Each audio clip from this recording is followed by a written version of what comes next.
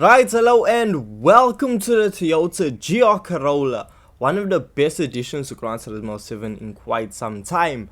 Now, when I first reviewed the GR Corolla, I said this: if I do wish we were able to get a bit more power out of the Corolla's engine, but who knows, the Gran Turismo, we might even get a 2JZ swap for the scene. An engine swap it with the engine from the Toyota Supra. Yes, we can put a 2JZ into the GR Corolla. Now, before we do that, let's go over the vehicle being fully upgraded on its standard engine. So, we see that the vehicle has 467 brake horsepower and comes in at a weight of 1127 kgs, which means, look, it has decent power. It's rather lightweight, but the power is the issue. With the vehicle having less than 500 horsepower, it's not the fastest thing out there, because we see down Kyoto driving park straight away we are traveling at 247 kilometers per hour before we need to slam on the brakes. Now the only issue once again is power, because when it comes to the handling of this vehicle with the all-wheel drive system and with the suspension set up in a decent manner, it allows the vehicle to take corners quite aggressively, have not much understeer, and with a torque vectoring differential you can switch how you want the power delivered to rear wheels on the fly, which means at an instant you can turn this into an absolute drifting machine. But the thing is, it just feels a bit sluggish in my opinion. Like if we drive the new Honda Civic that's in the game, that fully upgraded, I think that has over 500 horsepower if I'm not mistaken. So the GR Corolla is more on the underpowered side of things, and honestly when it came out it was good, but it could have improvements, and that's why I was so excited to see that we finally have an engine swap for it. So around Kyoto driving park, with the vehicle being fully upgraded on its standard engine, we see this vehicle set lap times around a 1 minute 35.8 second mark, which is just cutting it to make it a usable vehicle, because as I always say, a 1 minute 35 is a decent car. 1 minute 30, okay, now we are using a very competitive car, and just anything lower than a 130 is honestly overpowered. So the thing is, with the GR Corolla, it's not only fast on road but also good off-road, because we see when you actually just soften up the suspension a bit, the vehicle is very responsive. It listens to your inputs and it handles bumps extremely well when you take it off-road.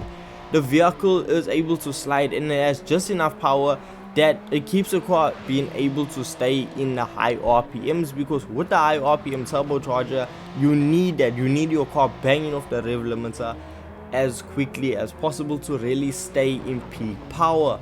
And we see that around Sardinia windmills I'm setting a lap time of 1 minute 18 seconds dead.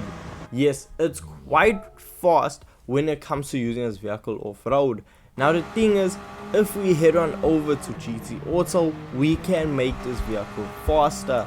Now the 2JZ is gonna cost you 210,000 credits to engine swap, which isn't the most expensive engine swap out there, and this engine actually produces quite a bit of power once we actually fully upgrade it. Because we see now, once we swap the engine in and head on over to a tuning shop and start applying, well, all of the parts we possibly can, we are going to be left with 883 brake horsepower. But we do gain some weight, as now the vehicle weighs 1242 kg. So we gain over 100 kgs, but we almost double the horsepower. So this should be a very exciting build. And once we actually just head back on over to Kyoto driving park, we see that this vehicle is an absolute rocket ship. Not only is the brakes able to handle the increase of power, but just the pure surge of power as you come down the straightaway. We see that now we are able to clock 296 kilometers per hour before we need to slam on the brakes, which is just outright impressive.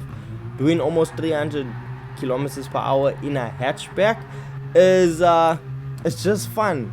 And plus too, with you having most of the power going back to the rear wheels, it makes it an absolute handful. Okay, when I say handful, I don't mean it in a bad way, but it just makes the vehicle a whole lot of fun. It makes it exciting. The rear end steps out, and even with you having a bit more of a hooligan side, the vehicle is able to set lap times around the 1 minute 32.5 second mark, which means if you actually do take it seriously and want to set a fast competitive lap, I can see this vehicle running lap times around the 1 minute 30 second mark, which is gonna make it extremely competitive. Now the thing is, with max downforce, with racing softs on, this car comes at a performance point level of 792. So yes, the performance rating is extremely high for this vehicle. Now that's the thing, you can tune it down to 700 performance points and get a very solid vehicle. But the thing is, with it not being a race car engine like a GT4 or GT3, without it being a proper race car engine, you aren't gonna get the fuel economy you need to really make it competitive in certain events. However, with the vehicle being at this rating, it is an absolute blast. It is so fun to drive. It's just, it's a pleasure to drive. And honestly, this is the power that I expected the GR Corolla to come out with, because this vehicle is extremely just, it's fun to drive.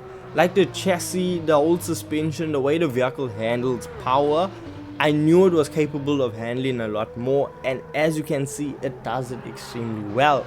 Now if we head off-road, we see that having 800 horsepower may actually be a bit too much. Now look, we are able to set faster lap times, with my fastest lap time being a 1 minute 16 second lap time. But if I set a bang on perfect lap time, because my overall best time would have been a 1 minute 14 second lap.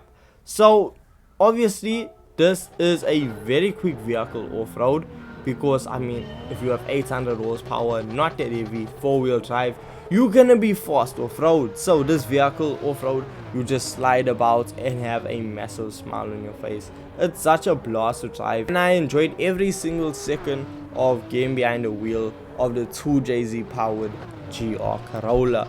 It's just an absolute blast, and whether you are on road, off road, it doesn't matter, because this engine swap made this car, I think, like it's 5 times better. It's a fantastic vehicle, and if you haven't tried it out, I best believe you should, because look, the vehicle only costs 71,500 credits. With the engine swap, you look at under 300,000 credits. Okay, obviously you're gonna start adding upgrades and things.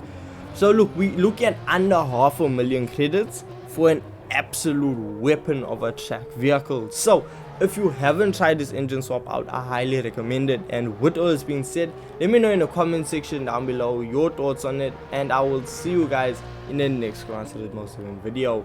Peace.